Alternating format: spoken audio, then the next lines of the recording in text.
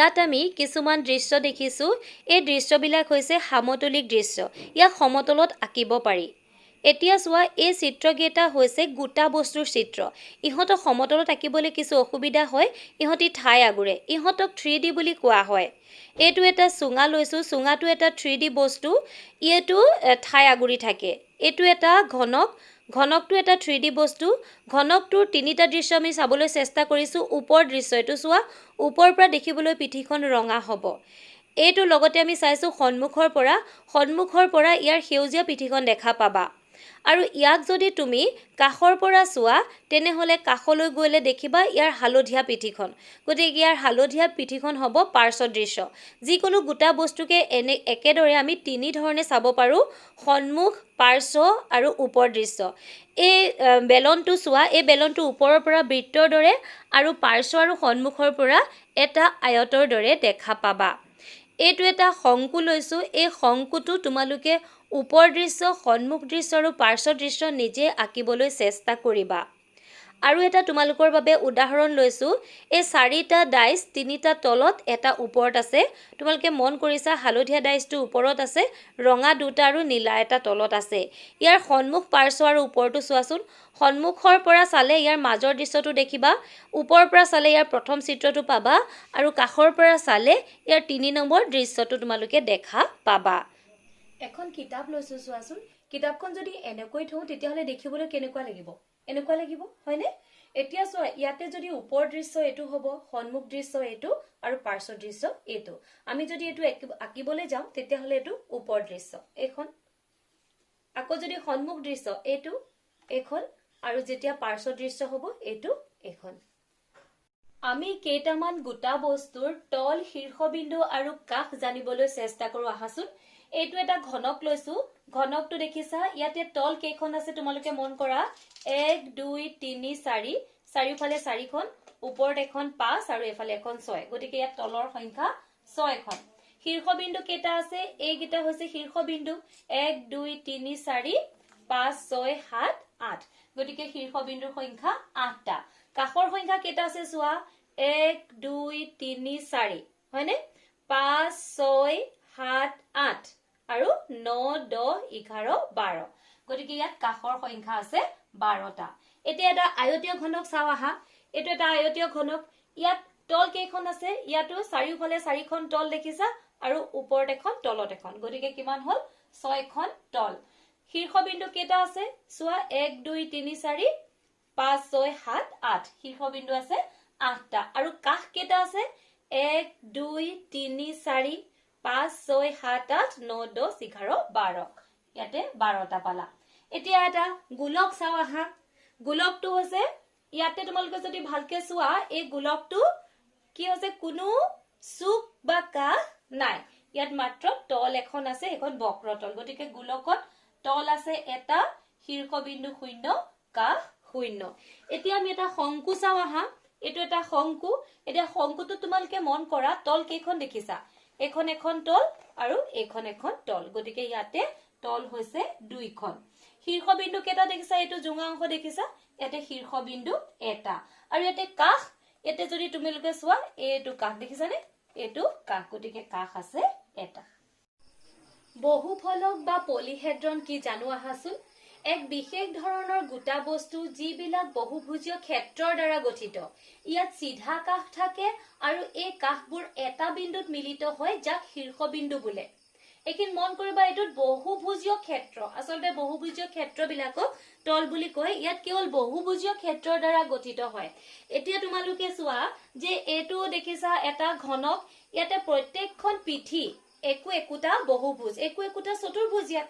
ইয়াত তেতিয়া হলে এটা সব বহুভুজীয় ক্ষেত্ৰৰ দ্বাৰা গঠিত ইয়াত সিধা কাষ থাকে এই কাষবিলাক দেখিছা সিধা কাষ দেখিছা নহয় আৰু লগতে কি থাকে শীৰ্ষবিন্দু থাকে গতিকে এটো এটা বহুফলক হ'ব কিন্তু চোৱা তুমি এটোত চোৱা এটো হৈছে এটা গোলক এই গোলকটোত তুমি কি দেখিছা যে গোলকটোত ইয়াত বহুভুজ আছে জানো নাই এখন বক্ৰতল গতিকে এটো এটা বহুফলক নহব বা আমি যদি এতিয়া শংকুটো চাও এই শংকুটো চোৱা শংকুটো তোমালোকে কি দেখিছা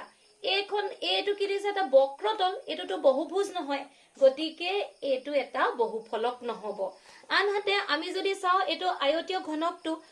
ঘনকটো চোৱা ইয়াত এবিলাক সব পিঠিৰে গঠিত হয়নে এবিলাক সব বহুভুজেৰে গঠিত গতিকে এটো এটা বহুস্থলক হ'ব আৰু এটা চাও আহা যে এটো চোৱা ইয়াৰ নাম হৈছে পিৰামিড মিছৰৰ পিৰামিড তোমালোকে শুনিছা পিৰামিডৰ এটা জুঙা শীৰ্ষবিন্দু এটা থাকে এতিয়া চোৱা ইয়াতো যদি তোমালোকে চোৱা প্ৰত্যেকখন পিঠি একোটা বহুভুজ চোৱা এটো এটা চতুৰ্ভুজ ত্ৰিভুজ দেখিছা ত্ৰিভুজ আছে ইয়াতে চতুৰ্ভুজ আছে কাষ আছে শীৰ্ষবিন্দু আছে এটা বহুস্থলক হ'বলৈ হলে এনেকুৱাই হ'ব লাগিব মানে বহুভুজ থাকিব লাগিব কাষ থাকিব লাগিব সিধা কাষ থাকিব লাগিব ইয়াত যদি আমি চাও ইয়াত কাষ এটা আছে কিন্তু এই কাষটো সিধা নহয় এটো বক্ৰ হৈ আছে আৰু এটা চোৱা এটো এটা কি বুলি কলো মই এটো এটা হৈছে এটো চোৱা প্ৰত্যেকখন পিঠি একোটা ত্ৰিভুজ গতিকে এটো কয় ত্ৰিভুজাকৃতি পিৰামিড ইয়াত জুঙা শীৰ্ষবিন্দু আছে আৰু এটো যে দেখুৱাইছিলো তোমালোকক ইয়াত এখন পিঠি বৰ্গ দেখিছা এটো কয় বৰ্গাকৃতি পিৰামিড আমি এটা নতুন বস্তু চাবলৈ গৈ আছো এটা সম্পৰ্ক f + v = e + 2 কিমান হয় ঘনক আয়তীয় ঘনকৰ তল শীৰ্ষবিন্দু কাষ ইতিমধ্যে আমি আলোচনা কৰিছো এতিয়া চোৱা ত্ৰিভুজাকৃতি ভূমিৰ পিৰামিড এটো ত্ৰিভুজাকৃতি ভূমিৰ পিৰামিড ইয়াত তলৰ সংখ্যা কেইটা আছে চোৱা 1 2 3 আৰু ইয়াত আছে এখন 4 ইয়াত তল আছে 4খন শীৰ্ষবিন্দু কেইটা আছে চোৱা 1 2 3 4 শীৰ্ষবিন্দু আছে 4টা কাষ কেইটা আছে 1 2 3 4 5 6 গতিকে ইয়াত কাষ আছে 6টা আৰু এটা আমি চাই লওঁ এটো হৈছে বৰ্গাকৃতি ভূমিৰ পিৰামিড বৰ্গাকৃতি ভূমিটো বৰ্গ দেখিছা বৰ্গাকৃতি ভূমিৰ পিৰামিড ইয়াত চোৱা তল কেইখন আছে চাৰিফালে 4খন আছে 1 2 3 4 হলে 1 2 3 4 আৰু এখন হৈ গল 5খন গতিকে তলৰ সংখ্যা 5খন শীৰ্ষবিন্দু কেইটা আছে 1 2 3 4 ইয়াত 4টা দেখিছা আৰু ওপৰত এটা কেইটা আছে 5টা আৰু কাষ কেইটা আছে চোৱা 1 2 3 4 5 6 7 8 গতিকে ইয়াত কাষৰ সংখ্যা 8টা আছে এতিয়া চোৱা আমি এই সম্পৰ্কটো চাও f + v কৰাচোন f + v কিমান হ'ব 6 8 14 e + 2 e আছে 12 লগত 2 যোগ কৰা 12 2 14 ইয়াত তেনেকে f + v কৰা কিমান হ'ব একে 8 6 14 আৰু 12 যোগ 2 14 ইয়াত কিমান পাবা তল আৰু শীৰ্ষবিন্দু কিমান 4 + 4 4 4 8 আৰু e + 2 কিমান হ'ব 6 2 8 ইয়াত চোৱা কিমান হ'ব তল আৰু শীৰ্ষবিন্দু পাছে পাছে 10 আৰু ইয়াতে তুমি কি পাবা e + 2 মানে 8 আছে 8 2 10 কি দেখা পাইছা f + v = e + 2 এইটোৱে হৈছে অইলাৰ সূত্ৰ f + v = e + 2 আমি চাৰ্টৰ পৰা দেখা পালো অৰ্থাৎ তল যোগ শীৰ্ষবিন্দু সমান কাষ যোগ 2 এইটো কোৱা হয় অইলাৰ সূত্ৰ কাৰণ এই সম্পৰ্কটো প্ৰথমে উদ্ভাৱন কৰিছিল অইলাৰ নামৰ গণিতজ্ঞজনে সেইবাবে তেখেতৰ প্ৰতি শ্ৰদ্ধা জনাই ইয়াক কোৱা হৈছে অইলাৰ সূত্ৰ এই অইলাৰ সূত্ৰটো যিকোনো বহুফলকৰ বাবে সত্য সেইটো লাগিলে পিৰামিডে হওক বা প্ৰিজমে হওক বা ঘনকে হওক বা আয়তীয় ঘনকে এটা সমস্যা লৈছো এটা বহুফলকৰ শীৰ্ষবিন্দু আৰু তলৰ সংখ্যা ক্ৰমে 12 আৰু 20 হলে কাষৰ সংখ্যা কিমান ইয়াতে শীৰ্ষবিন্দু ভাৰ্টেক্স আৰু তল f এ আমাক দিয়া আছে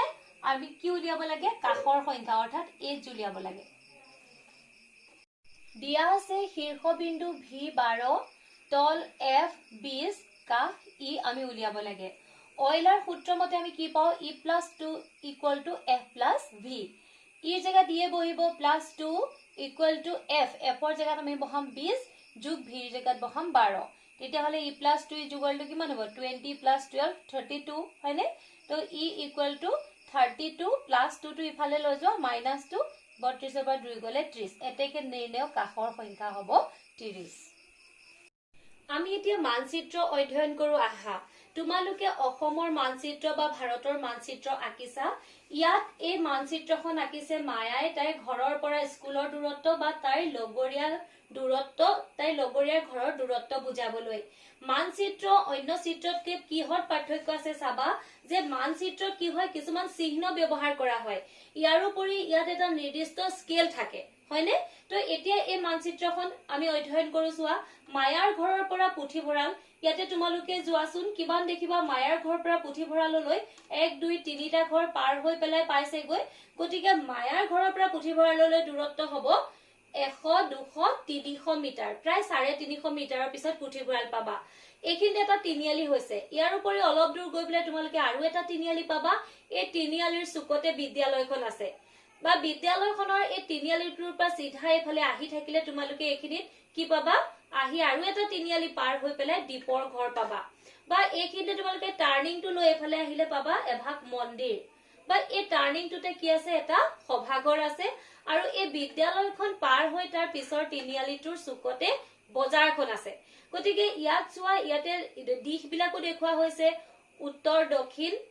পূব পশ্চিম গতিকে আমি মায়াৰ ঘৰৰ পৰা পূবলৈ আহিব লাগিব পূবলৈ আহি আমি প্ৰথম তিনিআলিটো এৰি দ্বিতীয় তিনিআলিটোত বিদ্যালয়খন পাম সেই তিনিআলিটোতে আমি দক্ষিণলৈ ঘূৰি দিলে আমি দীপৰ ঘৰ পামগৈ এনেদৰে আমি মানচিত্ৰখন অধ্যয়ন কৰিব পাৰো তোমালোকে তোমালোকৰ নিজৰ ঘৰৰ পৰা বিদ্যালয়লৈ এখন মানচিত্ৰ আঁকিবলৈ যত্ন কৰিবা